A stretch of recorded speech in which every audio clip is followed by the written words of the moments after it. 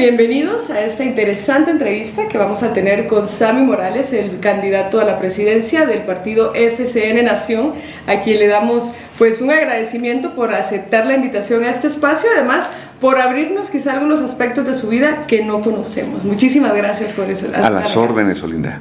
Muchas gracias por la invitación y será un placer compartir con ustedes pues lo que es nuestra candidatura y esos detalles de los que hablabas. Muchísimas gracias. Bueno, Sammy Morales lo hemos visto en la pantalla chica desde hace ya algún tiempo, luego pues más involucrado en la política, pero ¿quién es realmente Sammy Morales? Sammy Morales es un guatemalteco enamorado de su tierra, hombre casado con 3 hijos, una hija de 25 años, un varón de 19 y otro varón de 15 años.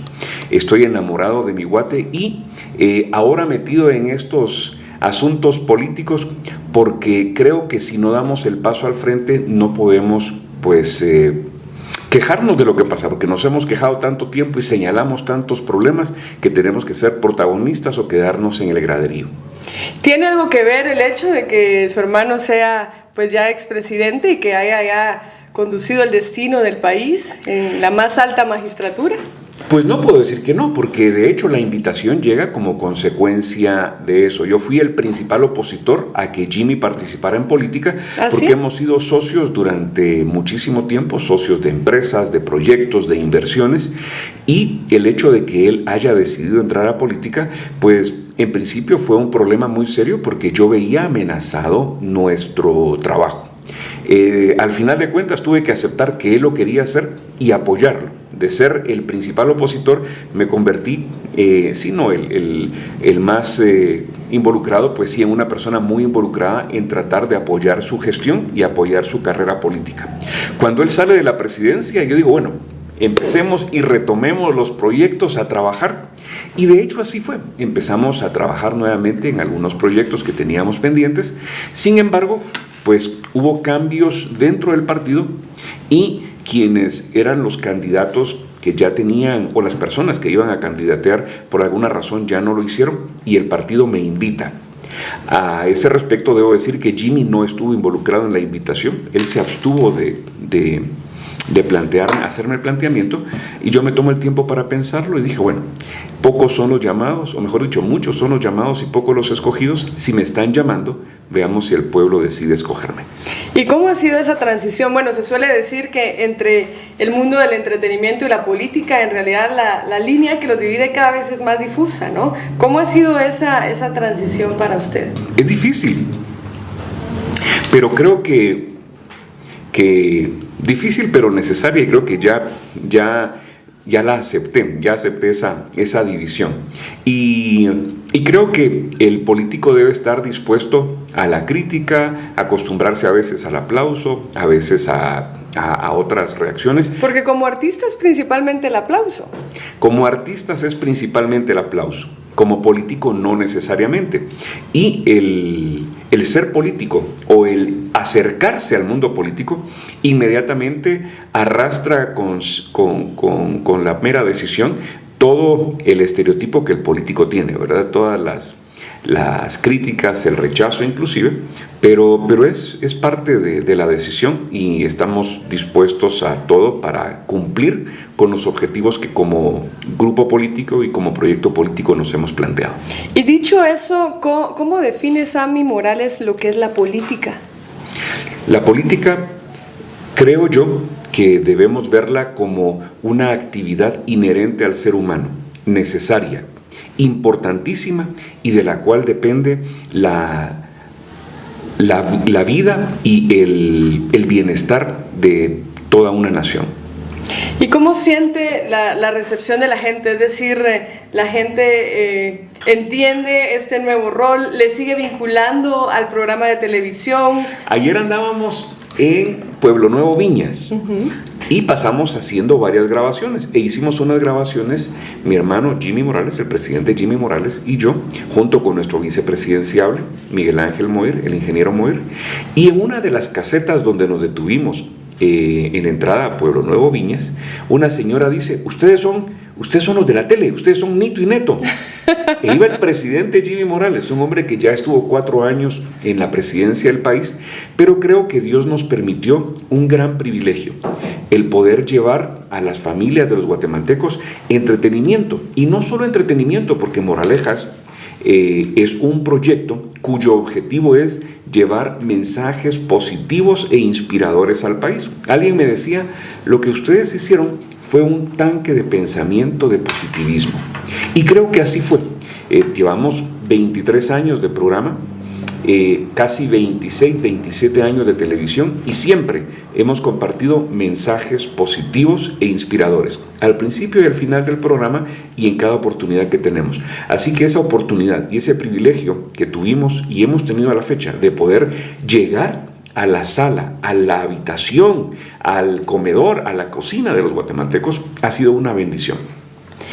Y en esta decisión de ahora pues aceptar esa invitación que FCN hace para que sea su presidenciable, ¿qué fue lo más importante de esa decisión? Seguramente lo conversó con la familia, lo meditó mucho en solitario también. ¿Qué fue lo que más pesó? ¿Qué pensamientos pasaron por su mente? Pasaron muchísimos pensamientos, pero quizá el más importante es ¿qué le voy a decir a mis hijos en el futuro de que tuve la oportunidad de luchar por hacer las cosas que predicamos, que decimos, que divulgamos y no acepté? Entonces decidí dar el paso al frente y decir, bueno, pase lo que pase, mis hijos no van a decir que su papá no luchó por su país. Y en ese luchar por el país y con FCN Nación, para la gente que nos está viendo y que quiere conocer también más del partido, ¿cuáles son los principios o los valores fundamentales del partido? Nosotros, bueno, los valores fundamentales podemos resumirlos en pocas palabras. Somos nacionalistas y creemos que debemos defender las cosas en las que pensamos y que creemos: la familia, la patria, la nación, la identidad, la soberanía. La identidad nacional, que mencionaba al decir identidad, son cosas importantísimas y que somos los guatemaltecos los responsables de nuestro destino. Y yo principalmente he hablado últimamente sobre la injerencia, y la injerencia se da en la medida que uno la permite y se da hasta donde uno la permite y la deja. No es culpa del que interviene o ingiere, sino es culpa del que deja. Creo que como guatemaltecos tenemos que entender que seamos lo que seamos, como nos veamos, es responsabilidad de nosotros mismos. No podemos permitir ni pretender que venga alguien de fuera o de donde sea a decirnos qué hacer o a decidir por nosotros. Si nos equivocamos, debemos aprender de nuestros errores. Si tenemos aciertos, debemos construir sobre los aciertos.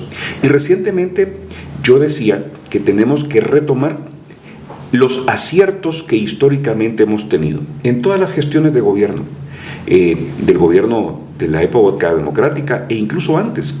Que tomemos los aciertos que como guatemaltecos hemos tenido y construyamos en función de ellos. Que de los errores aprendamos.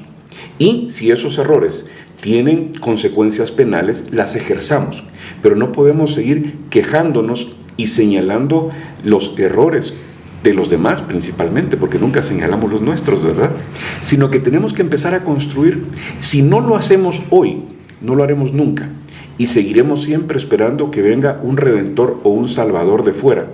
Y nunca va a venir, porque el que viene de fuera solamente viene en función de lo que nuestro país representa para su país.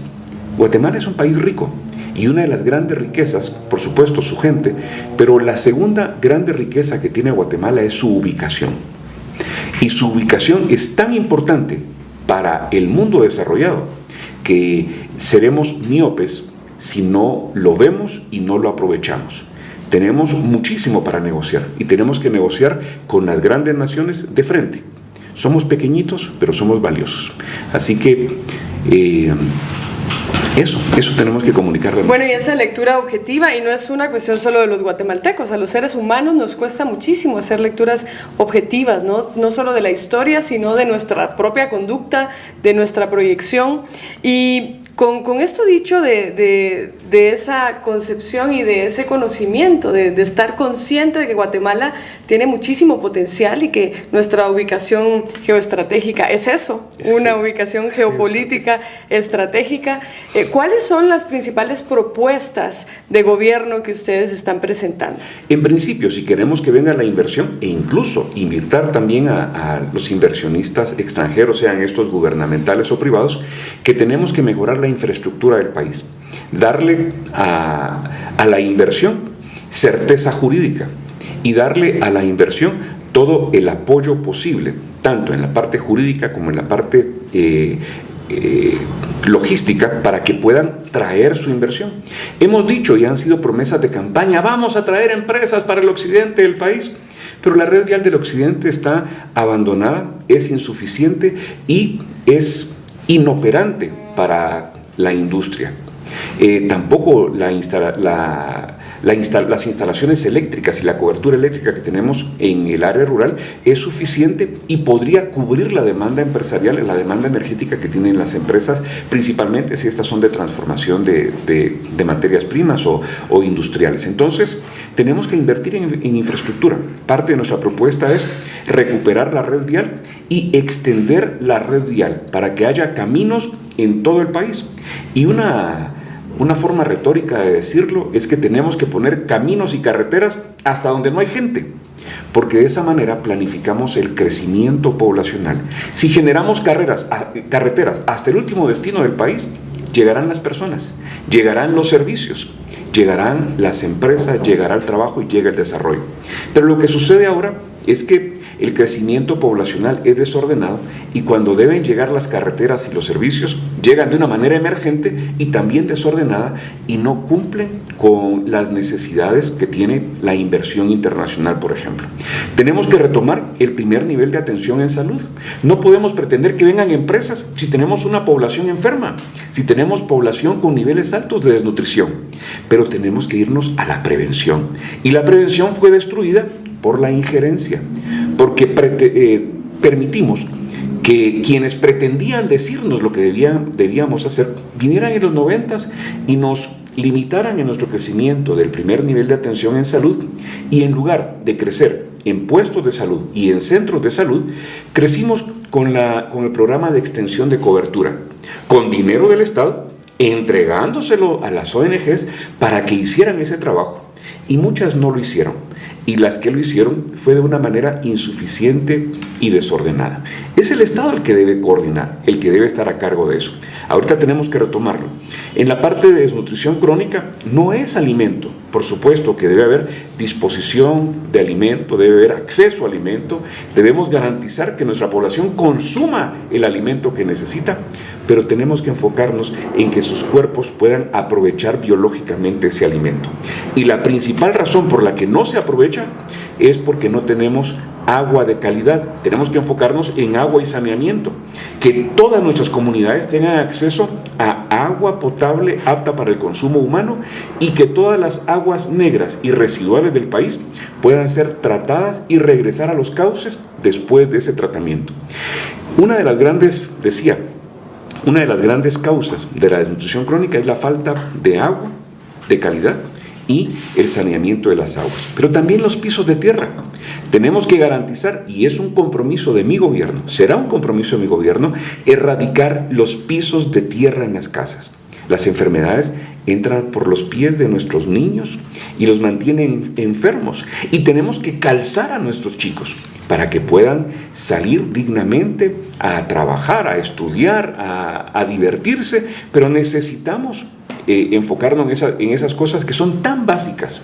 Pero si no atendemos esas cosas básicas, no podremos enfocarnos en cosas más grandes. Y precisamente ese es uno de los temas que conversábamos antes de empezar la entrevista, la inseguridad alimentaria y nutricional, porque pues todos lo sabemos, son cifras pues no solo lamentables, sino vergonzosas para el momento que vive la humanidad, ¿no? En un momento en que la humanidad como ya sabemos cómo resolver el tema del hambre, ya los problemas incluso de las sociedades más desarrolladas son derivados de una mala alimentación, pero hacia la obesidad. Guatemala todavía tiene indicadores que sirven de ejemplo mundial para lo malo en tema de desnutrición crónica y de cómo la están padeciendo los niños. Estamos en una transición, le llaman los médicos una transición infectomórbido, no sé qué fregados, todas esas sus palabras que utilizan, pero estamos empezando a tener esos problemas de enfermedades crónicas, obesidad, diabetes, problemas renales, pero no hemos salido de las enfermedades infectocontagiosas. Entonces, ¿cómo atender esas dos necesidades? Siempre se utiliza de ejemplo a Costa Rica. Es que Costa Rica invierte en salud. Por supuesto, Costa Rica tiene 1/3 de la población de Guatemala, pero su presupuesto es muy similar al presupuesto de Guatemala. Sí. Guatemala tiene un presupuesto de 18,000 millones de dólares y Costa Rica tiene un presupuesto de 15,000 millones de dólares para atender a 1/3 de la población de Guatemala. Así es. Luego, la población costarricense es muy homogénea. La población de Guatemala no, es una población muy heterogénea, pluricultural, pluriétnica, multiétnica. Entonces, eso nos debe servir de parámetro para entender que necesitamos más recursos. Y aquí viene la responsabilidad de cada guatemalteco. Y ningún político habla de eso porque eso no gana votos. Pero tenemos al 70%, si no el 80%, de la población en condición de informalidad. ¿Qué significa eso? Que hay muchos que no ganan lo suficiente, hay muchos que están en el autoempleo, pero también que tenemos una gran parte de la población que no contribuye para el sostenimiento del país. Porque el sostenimiento del país se hace en función de la cooperación, de la colaboración de cada ciudadano, de cada guatemalteco.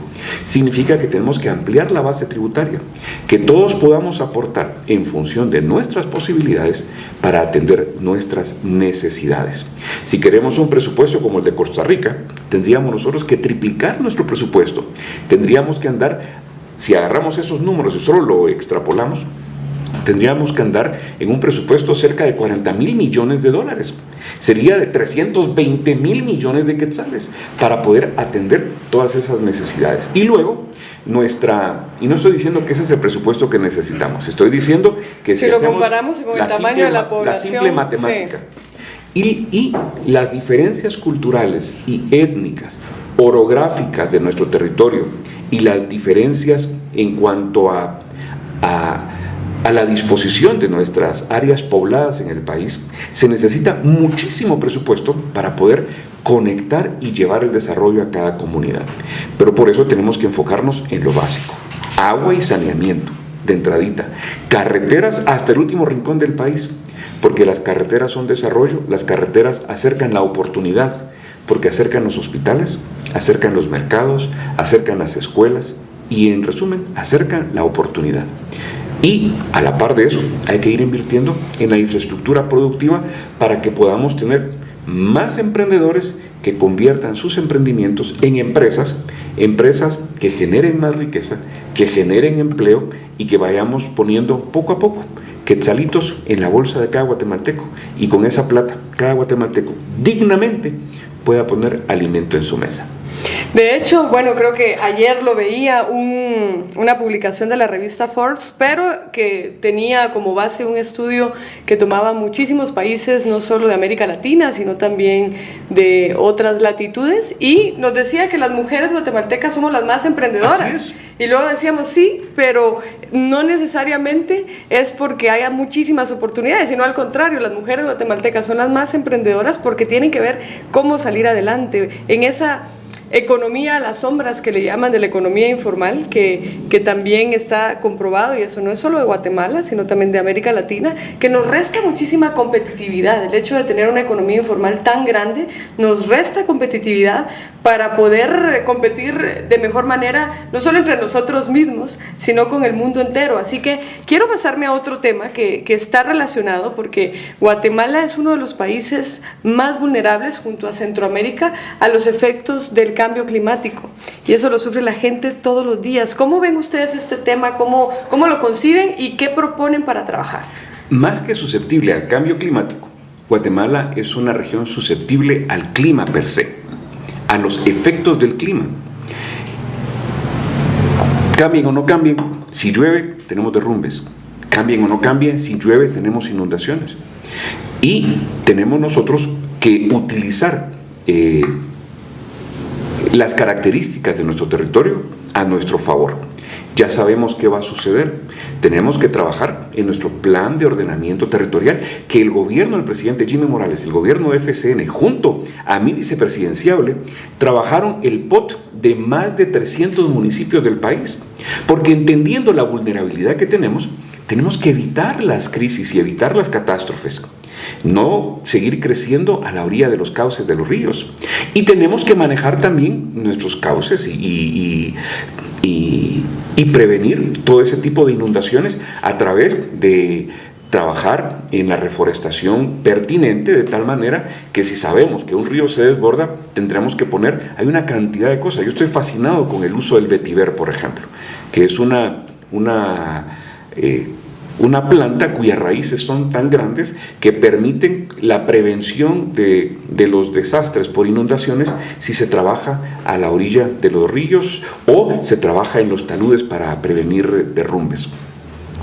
Pero decía algo previamente, Olinda, algo interesante, y que me voy a salir del tema para regresar al mismo tema. Por favor. De todas las necesidades y el emprendimiento de las mujeres, por necesidad.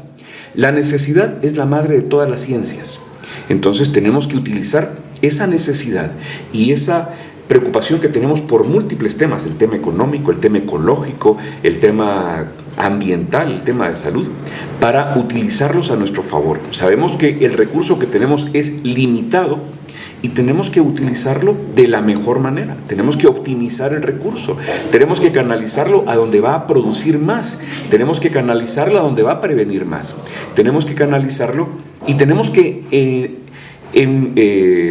trabajar más fuertes nuestros controles, fortalecer nuestros controles para evitar la corrupción y que cada centavo cuente, porque nos hemos acostumbrado a la corrupción a pesar de que el discurso ha sido anticorrupción desde hace 8 años, ¿verdad? Y todos los días todo es corrupción, todo es corrupción, todo es corrupción, pero tenemos que salir también de ahí y ser objetivos. Cuando hablábamos de la certeza jurídica para las empresas, tenemos que darle certeza jurídica y no podemos juzgar y condenar a una persona con un titular de prensa. Tenemos que darle a todo mundo el derecho de ser escuchado y ser vencido en juicio. Y tenemos que dejar de estar nosotros mismos condenando gente. Pero, en fin, hay muchas cosas que hacer. Ya me amplié bastante. Pero en la parte del cambio climático o de los efectos del clima, tenemos que utilizar lo que ya conocemos a nuestro favor. Y el plan de ordenamiento territorial es importantísimo.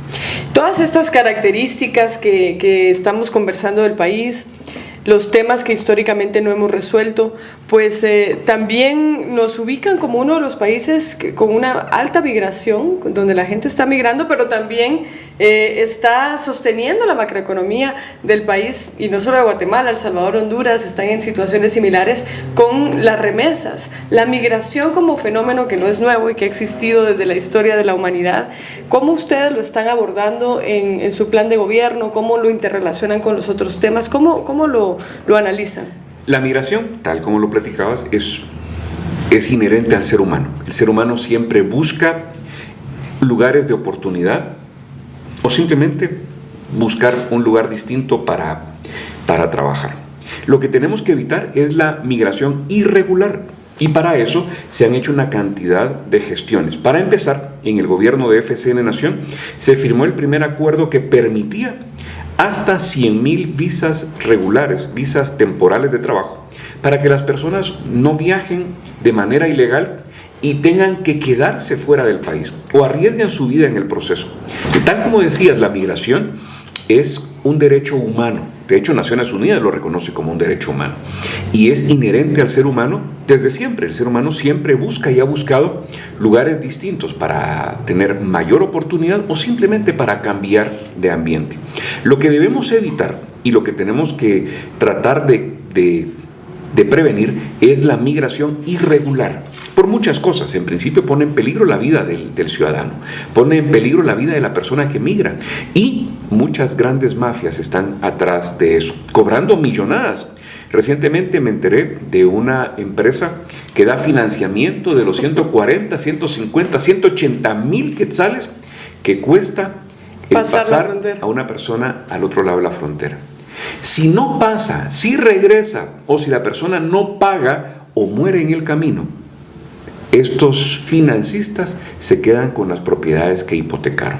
Es un riesgo enorme. Por eso, en el gobierno de FSN se trabajó el acuerdo que permitía las visas regulares de trabajo, de tal manera que las personas pudieran trabajar a Estados Unidos, visas permanentes de trabajo, temporales de trabajo, pudieran migrar temporalmente para trabajar periodos de 11 meses, regresar, volver a gestionar su visa, volver a viajar y regresar. Porque al final de cuentas, la mayor parte de nuestros guatemaltecos no quieren irse permanentemente, si no, no existiera la nostalgia en el guatemalteco migrante en Estados Unidos. Siempre está el deseo de volver. Entonces, regular la migración, es decir, dar oportunidades de migración. Y una cosa interesante es que esas visas no se han podido utilizar en su totalidad, no se han podido utilizar fácilmente. Necesitamos capacitar a los guatemaltecos que quieren migrar para que las puedan utilizar y reutilizar y volver a utilizar. Segundo, tenemos que generar espacios de oportunidad. Y tercero, esas oportunidades tenemos que generarles acceso a capital, sea capital semilla o financiamiento económico, blando y a largo plazo para emprendimientos tanto de los guatemaltecos que quieren migrar como de las mujeres emprendedoras que hablábamos previamente. Una migración legal, ordenada y segura también. Exactamente. Y el país receptor, pues también tiene que poner de la mano porque necesitan de esa mano de obra, de esa fuerza laboral. Entonces tenemos que tener una buena relación con los países como Estados Unidos para que colaborativamente podamos enviar esa fuerza laboral que ellos necesitan ordenadamente y ellos puedan beneficiarse de la misma manera que nuestros guatemaltecos. Pero hay una cosa más. Todo el mundo habla de las remesas y lo mencionábamos al principio en la pregunta. 18,000 millones creo que 18,000 millones de quetzales en las remesas, que es dinero de miles de millones de guatemaltecos en Estados Unidos que trabajan doble y hasta triple jornada para poder mandar 100, 200, 300, 500 dólares al mes para su familia. Ese dinero no es dinero del Estado, no es dinero de los políticos ni de los banqueros. Ese dinero es sagrado, es de las familias y las familias deciden cómo usarlo. Y es una gran mentira que digamos que lo utilizan solo en consumo. La mayor parte de la infraestructura en el interior del país está hecha gracias a las remesas, la infraestructura privada. Así que ese dinero hay que respetarlo y hay que ayudar al migrante guatemalteco para que encuentre bajas comisiones de traslado, porque es un negociazo. Entonces tenemos que ver de qué manera ayudamos para que esos que hacen ese negociazo se pongan la mano en la conciencia y bajen sus montos de comisión. Y con los bancos tenemos que trabajar porque todos se pelean que pasen las remesas en sus bancos. Que se queden por ahí unos días, aunque sea. Que se queden unos días, que se queden para ahorro porque jinetean la plata. Y es parte de su negocio y eso no es pecado. Lo que sí es pecado es que no quieran compartir parte de ese beneficio bajando el diferencial cambiario. Tenemos que darle una tasa de cambio favorable al migrante para que a cada dólar se le aproveche al máximo. Bueno, pues hemos hablado de momento pues ya de varios temas y me interesa poner uno en la mesa que creo que de alguna manera lo tocábamos al inicio, ¿no? La posición geoestratégica que tiene Guatemala, pero que además comparte con Centroamérica.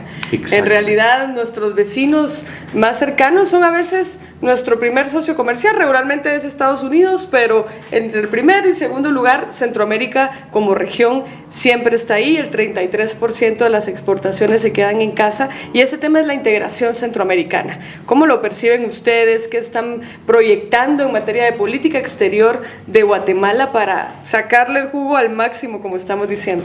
Si hablamos del espíritu de la ley, nuestra Constitución reconoce el territorio centroamericano como Guatemala. Y si hablamos del espíritu de la ley, porque la Constitución dice que todos los centroamericanos son guatemaltecos de origen. Nosotros creemos lo mismo y en el gobierno de FSN con el presidente Jimmy Morales se logró dar un paso gigante en ese proceso de integración cuando se trabajó la integración aduanal con Honduras. Quedó en proceso la integración aduanal con El Salvador y creemos que ese es el camino, integrar el territorio centroamericano como un gran territorio. Y coincidentemente lo ha dicho en múltiples oportunidades el presidente Bukele y lo dijo de una forma muy interesante, sin hacer absolutamente nada, sin invertir un centavo más. Si Centroamérica se une, se convierte en, creo que dijo, la quinta potencia económica de Latinoamérica. Si es la quinta, sexta, cuarta, no sé, pero algo así dijo. Somos la cuarta economía ya, contando República Dominicana, ya somos la cuarta economía. Sí. Entonces, sin poner un centavo más, seríamos eso. Y aparte de eso, seríamos la región más importante del mundo. El paso lógico y el paso logístico más importante de mercancías y personas entre los dos océanos. Entonces, nosotros estamos a favor de la integración centroamericana, creemos que debemos tomar decisiones arriesgadas, pero tenemos que trabajar con todos los presidentes de la región, con todas las instancias existentes en la región para poder hacer realidad esa integración. La integración centroamericana, seguridad alimentaria y nutricional, cambio climático, los efectos del clima, como hemos dicho, migración, el tema de la infraestructura, que de hecho en materia de Centroamérica, que tenemos también mucho potencial en materia de infraestructura, porque aún hoy en día nuestro transporte circula muchísimo más lento de lo que venían las carabelas de Colón. Si uno hace la conversión de los nudos náuticos a kilómetros. 18 kilómetros por más hora. O menos, sí. Era 16 kilómetros más o menos es el promedio de nuestro transporte regional, y las carabelas de Colón, si hacemos el símil, eran 18 kilómetros. Y ese es un gran espacio de oportunidad que tiene que ver con una de las prioridades que ustedes como partido y como presidenciable han planteado para Guatemala. Y dicho todo esto, que yo creo que la gente se lleva una radiografía pues bastante general, ¿por qué la gente debería considerar darle su voto en estas elecciones generales 2023? Porque soy un hombre que da la cara, soy un hombre que sabe lo que se debe hacer, y lo que se debe hacer es rodearse de los mejores técnicos en el país. De hecho, mi selección del vicepresidenciable que me acompaña en este proyecto es una muestra de eso. Yo no busqué capitales, yo no busqué gente política, no busqué sino a alguien que conocía la gestión pública y que conocía la planificación en el largo plazo. Si seguimos pensando en que un presidente en 4 años va a salvar el país, va a cambiar radicalmente el país, estamos equivocados. El trabajo de un presidente, máxime en estas condiciones, es sentar las bases sólidas para un crecimiento en el largo plazo, dirigir las velas en la dirección correcta, para que nos veamos en 20, 30, 40, 50 años como la gran nación que sé que somos. Lo único que debemos hacer es creerlo.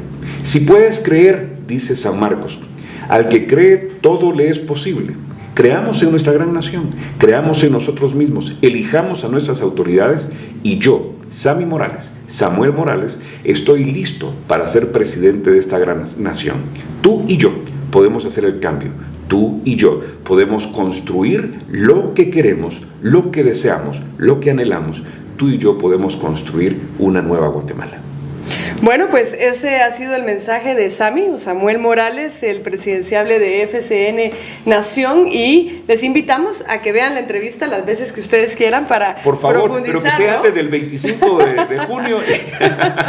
Seguro que sí, seguro que sí. Y votan por nosotros. Olinda, un placer, muchísimas gracias.